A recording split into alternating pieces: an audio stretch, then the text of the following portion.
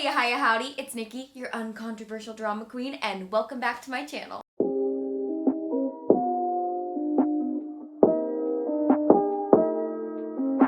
Today we are starting Sipping Shady Sundays, where this lovable idiot tries to catch y'all up on this week's crazy influencer tea. I'm super excited to start this series, and hopefully this drama and tea will be at least somewhat more lighthearted than the Gabby, Hannah, and James stuff I've been covering, but you never know at this point. If you do want to hear about the James and Gabby situation, I am covering all of that. Links to all those videos will be below. Along with that are my socials. Feel free to like, subscribe, and hit that notification bell, and follow me on TikTok because I'm almost at 200K. Let's get into the video, let's get into that tea, and hopefully not have a mental breakdown myself.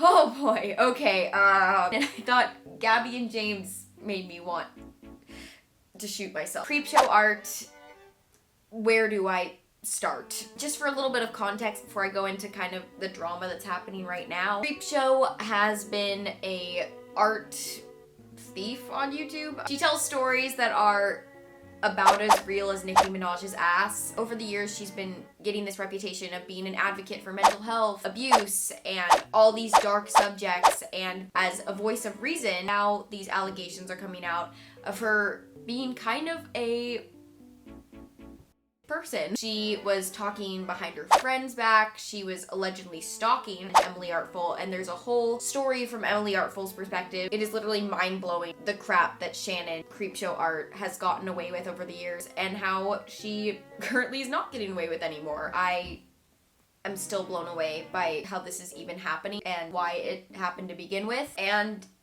just society in general. Again, please don't take this idiot's word for it. Watch Emily's video, even if you watch it on 2x speed. It is so informative, and considering that this story has literally been developing since the beginning of the Marvel Cinematic Universe, it just would help if you watch her video. Anyways, onto the actual tea that is involved in this story. Shannon, when she got exposed, she deactivated her Twitter, Instagram, has not posted on YouTube since, and pretty much just went radio silent, which better than some other influencers I know. I saw the sign, and it opened up my eyes, I saw the sign. But, however, big ass but, she has recently re-emerged. And we thought the healing break of James and David Dobrik was short. Shannon's on another level. Referring to that, Shannon has recently reactivated her Instagram and put out a story. I think it might have been an archive story that came back out, but pretty much the story is saying that she is going to speak out. She's gonna prove herself right, which I really don't know how she's gonna do in this situation. Maybe she'll draw her way out of this one, even though she doesn't even use her own drawings. But yes, she was back on Instagram. I have a screenshot of her story that went back up. She's at least trying to reemerge, which is never a good thing when you get exposed that heavily. And I hope I told any of that story with some semblance of sanity. I don't even know. At the end of the day, Ethan Klein's mom is probably still a better drama channel than I'll ever be. Thank you. My opinions on this whole situation,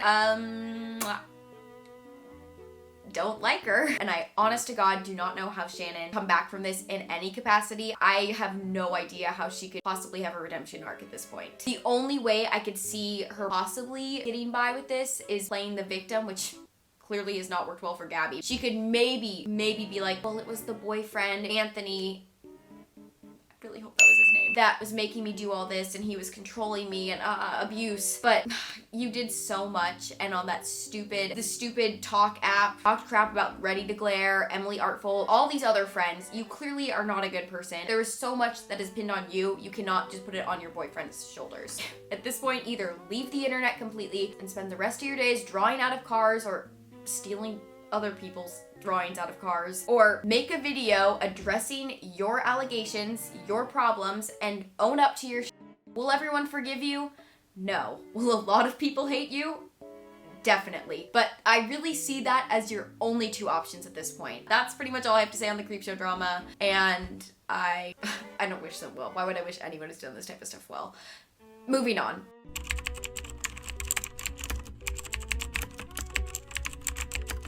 Ace Fam, as we all know them by now, if you're like me and spend more time researching YouTube drama than getting your own life together, is yet again another cash-grabbing, money-hungry family channel. They even have like their own subscription service for like 20 bucks, which is still cheaper than Gabby's OnlyFans. They are in the heat once again because they pretty much capitalize, like most family channels, off of everything and anything under the sun, and in that process of capitalization, getting a lot of scams. Like some other content creators I know.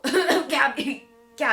However, throughout the years, even with their non-stop crazy shady business practices, they are really not in a very good place. They are actually losing their house. It is on Zillow and being sold by the bank. Catherine, the wife of the Ace family, is in a lawsuit with her own company, of all people, and Austin is in numerous lawsuits because they just cannot keep themselves out of scandals. I can't even name all of the companies they have screwed over and have created bad blood with. One of the ones is Why am I doing this video? And they pretty much worked with Ace family and they were, you know, partners. But the big trend of the Ace fam is they become partners with somebody, get that coin that they're looking for. They don't pay their partner, they are part of the share, which is a level 1 no bueno in being a business partner. And then there's the new scandal of them basically taking advantage of a small business. The most disgusting, like, oh my god, do you understand how gross you are for doing that, especially during a pandemic? This small company, which I'm gonna like link right here, Lux Rental, is just a rental car company. I mean, come on. Basically, you know,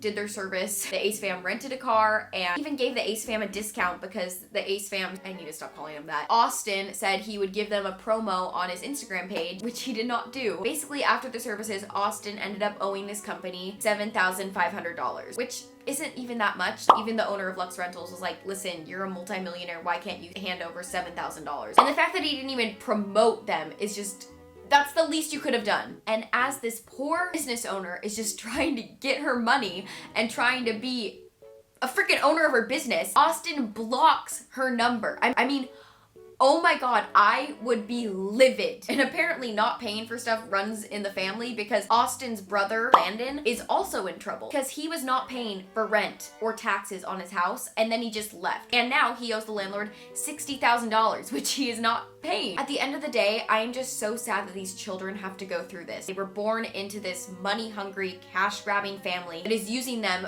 for views and exploitation so that they can have this money, which is already sick. But the fact that now they don't have this money and wealth because the parents can't be responsible enough to pay basic taxes is disgusting. Now it's not just placing the weight of reputation on the shoulders of these kids, but quality of life. The fact that they're getting kicked out of houses and in lawsuits and all of these grown-up situations should not be things that children have to worry about at this age. They have no empathy for businesses. They have no empathy for just basic people in society. It is past the fact of flexing culture. And at the end of the day, this is why there needs to be laws put in place for YouTube kids. In terms of YouTube, it's just like, it's free range, letting them go about and make money for their parents, which is not legal. Oh, don't get me started. I need to make a whole video on this. I could rant for hours. Anyways, let's just move on because I am about to lose my voice. Okay, I don't know if you knew this, but Shane Dawson has been gone for the past year. He had his big scandal and he has been radio silent after that ever-present Instagram story. You are so manipulative. To think of facing public. You're fake crying. You are fake crying. You are fake crying. I say, even though he has been like off and on of social media, he at least has taken like a more substantial break considering some of these other YouTubers have had their metamorphosis happen in less time than a woman's pregnancy. And by off and on with Shane, I mean he's been updating us on Instagram stories. He's been still promoting his merch a little bit too much. He's also been editing Ryland's podcast and having little brief like nugget cameos to kind of just keep the audience and drama channels guessing. But this is the first time where we're kind of seeing him like really try to come back. In Ryland's new vlog of him like cleaning the house, kind of see Shane.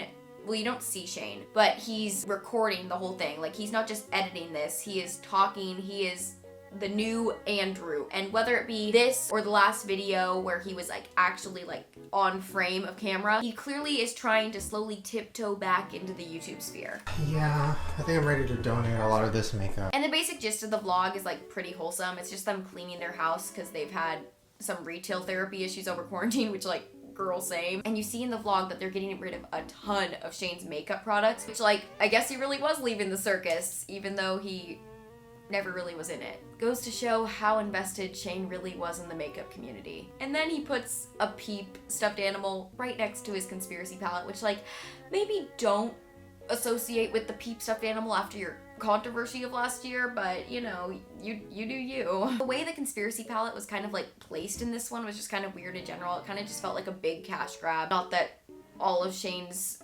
marketing for this was a complete cash grab. Yeah, it just felt a little bit like too perfectly placed in the shot. He has been off the internet for a year, so maybe he's gonna make some extra coin. My opinions on this, it was pretty lighthearted. It really wasn't that deep. It was just kind of like, okay, cool. Chill. And I would say it was nice to see that cute couple banter between the two, but I feel like over the past few months, Ryland's image has just been like, yeah, I don't know. It was kind of just like, I gotta say, having Shane added to Ryland's vlogs does make them more entertaining because he definitely is the one with the personality in this relationship. So there's that. I think at this point, Shane should just take the leap of faith and come back. I don't particularly want him back, but people seem to be forgiving James and David and everyone else under the sun who does terrible things. So, you know, let's just see what happens. Throw that pig to the fan.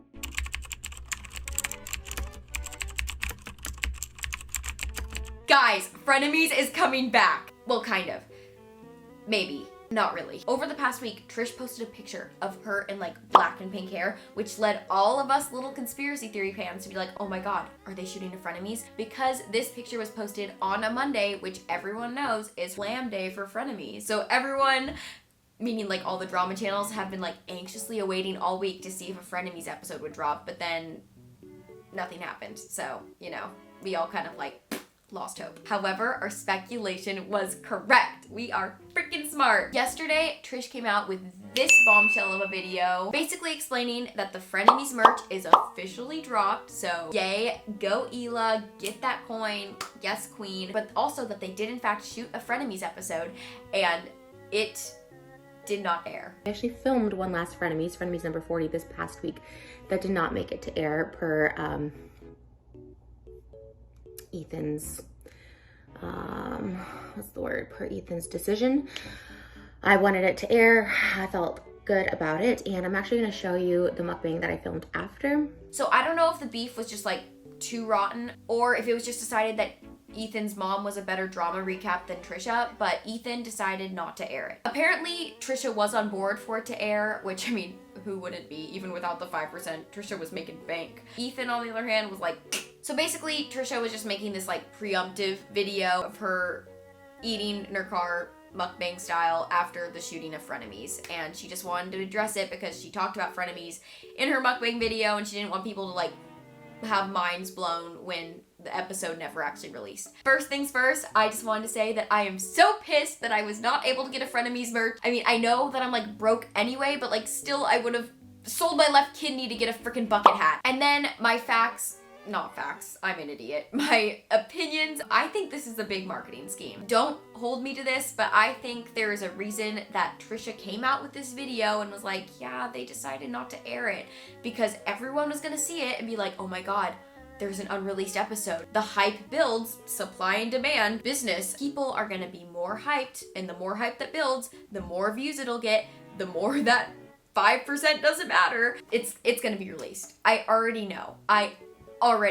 This thing is going out, baby. At the end of the day, even if it does get released, even if it doesn't get released, even if they come back in a year, I don't know if Frenemies should come back as much as I love it with so much joy in my heart. The fights that it has caused and the drama, I just don't know if that's the most good. I don't know if it's the best situation for their family and for their mental health and just in general. At the beginning of it, they were just frenemies and it was fine that they were bantering and fighting and had that like cat and dog mentality. But now they aren't frenemies, they are families. So it's hard for them to be able to have that cat and dog mentality without butchering your family relationship as well. Like, you don't want this in-law relationship to be clashing because of a podcast. Like, that's just pathetic. So that's just my opinion, and at the end of the day, I think we just need to either, I don't know. I really like Ethan's mom, so I'd be fine with families for the rest of my life. I have to get used to this thing. I know, it's really very... It's a microphone. Well, I can use it to scratch my nose. Okay, this was a different format, but it was really fun and a great break from Gabby Hanna and a different series on my channels. I hope y'all had a good time. If you want to hear your weekly TCAP, I'm your lovable idiot drama queen, and I got all the receipts. Sometimes. Anyways, if you like this video, feel free to like, subscribe, hit that notification bell, and follow me on TikTok because I'm almost at 200K. Anyways, I will see you in the next one, and bye!